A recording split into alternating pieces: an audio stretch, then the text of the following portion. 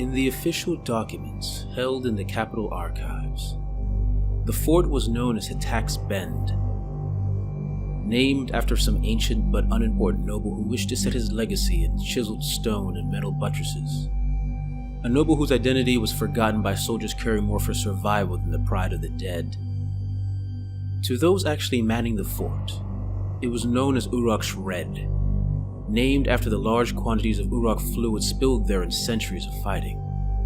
The human defenders slashing, crushing, and magically scorching the attacking Orruks that infested the forest and mountains beyond.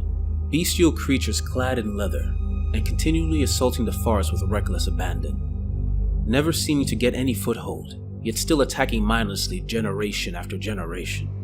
At least that was the way of things, until recently, where attacks had come at least once a month upon the prepared soldiers of the wall. Now there was only a silence. A state of affairs that made the defenders far more uncomfortable than any Orruk attack. It was because of this silence that I and a few of my fellow scouts left to explore the forest beyond.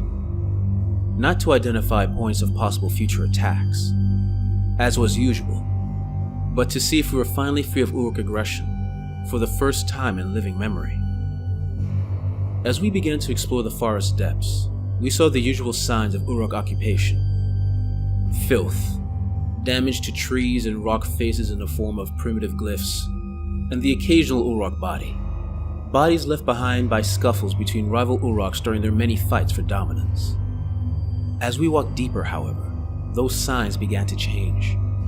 The numbers of Orruk bodies grew exponentially. Hundreds of bodies left to rot in the sun, and the Orruk clan markings crudely defaced by a different and unknown series of glyphs. At first I assumed it was a civil war, Orruks within the former clan fighting for control, overthrowing the previous and more well-established clan. But the crude symbols the Orruks had upon their clothing showed otherwise.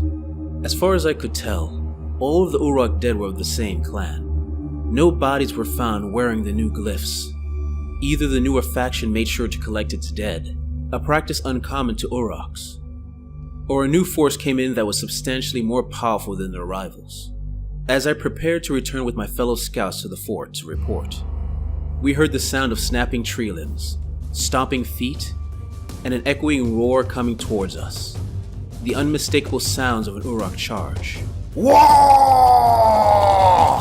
We prepared ourselves, expecting an Orruk clad in leathers and wielding a simple stone weapon. What came instead made the green skins we had faced before seem like children in comparison. The Orruk was massive, towering at least 3 heads taller than us, and wider than 2 humans side by side. And each inch of its large form was covered in a crudely hammered but still terrifying metal armor. Armor I felt could deflect any blow without a scratch. Before we could get over our shock, the Orruk swung its great axe in an arc that tore through 3 of us. A 4th tried to block the blow, only to have the force of it throw him to a nearby tree. Before he could get up, the Orruk punched him in the face, the fist hitting and going through the unfortunate soul's head, striking the tree behind him with a wet thump. I will admit, those that remained tried to run, including myself. The obvious strength of the creature shattering any resolve we might have had, but there was nowhere to run.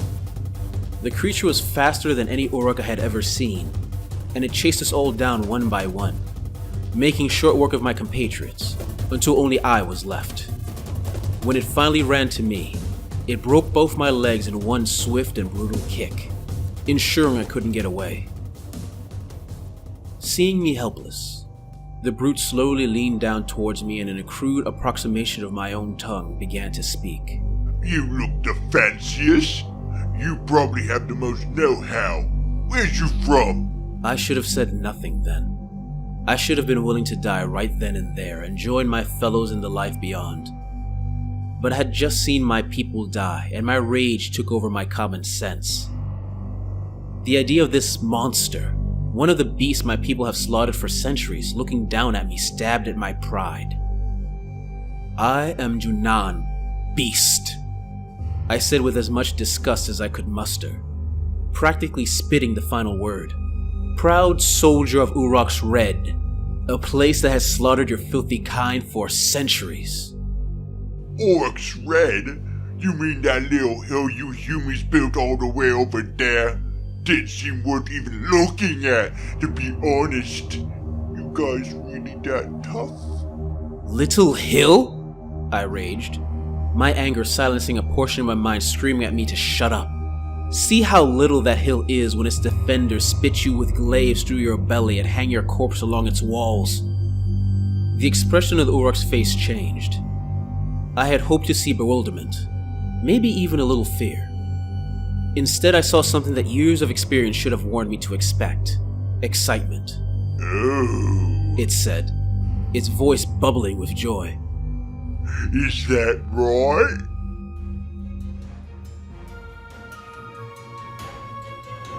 An hour later, I found myself tied to a banner in the back of that particular Orruk. It had gathered a number of its fellows and ran at the fortress, my home, in a brutal war.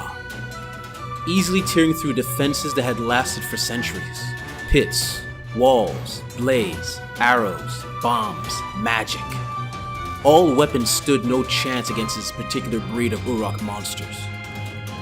I screamed for a stray arrow or a fireball to end me, to stop me from seeing the horror before me, but fate allowed no such mercy. Hundreds died that day, leaving me the only human soldier alive. When the deed was done, the Orruk finally heard my sobs, begging him to finally kill me. Kill you? The Orruk said, surprised. Why would I do that? Use my lucky charm! What? I blurted, hours of screaming making my voice small and pitiful. I didn't get hit once. You got me into a good brawl and made sure I'm alive to go to the next. You're gonna be my new banner boy. And I'm going to need you, banner boy. If this little hill was this much fun, the rest of your country will be a heck of a good time. With its words, I knew I had damned my people to ruin. And once again, I began to scream.